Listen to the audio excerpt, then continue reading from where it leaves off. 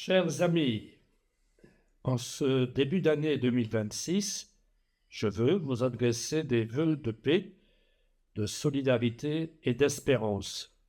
Mais je suis conscient que ces vœux prennent tout leur sens lorsque nous nous laissons déplacer intérieurement dans la confiance, lorsqu'ils transforment peu à peu nos manières de vivre, de regarder et d'agir.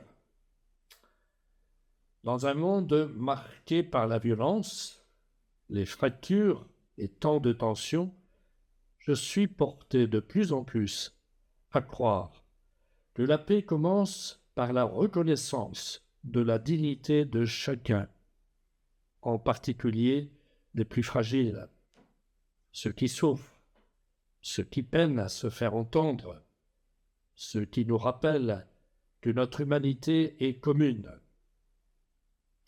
Je pense à tant d'hommes et de femmes qui ont le sentiment de ne plus être écoutés ni reconnus.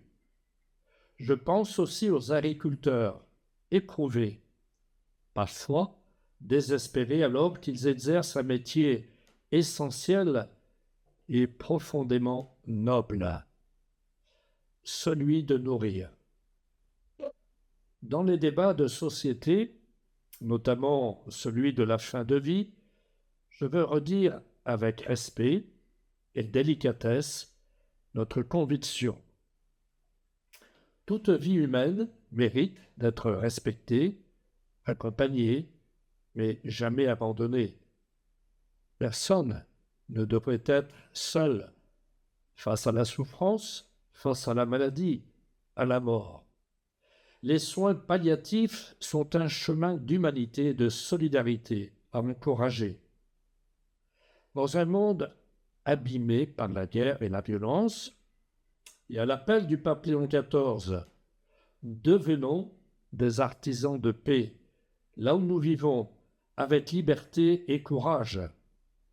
Et enfin, chers catholiques du diocèse, je voudrais formuler un vœu plus discret, mais peut-être le plus essentiel, le vœu de l'intériorité, du silence intérieur, dans une société souvent dominée par l'émotion plus que par la réflexion.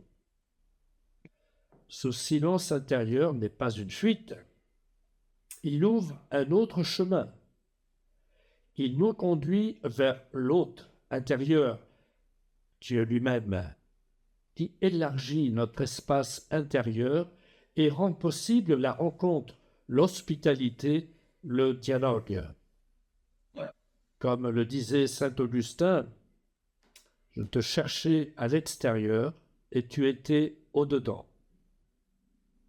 De cette intériorité peuvent alors naître des paroles justes, des attitudes courageuses, capables de faire advenir un monde nouveau, signe du royaume de Dieu.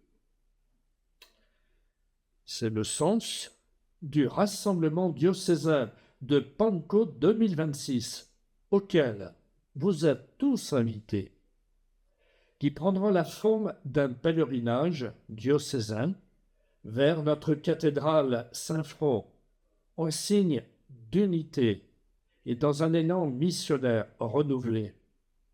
Nous serons invités à vivre une marche spirituelle et fraternelle ouverte à tous, petits et grands, jeunes et moins jeunes, personnes bien portantes, malades, handicapés, avec une attention particulière à celles et ceux qui seront confirmés ce jour-là, ainsi qu'à tous ceux qui frappent à la porte de notre Église. Bonne et sainte année 2026 à chacun de vous.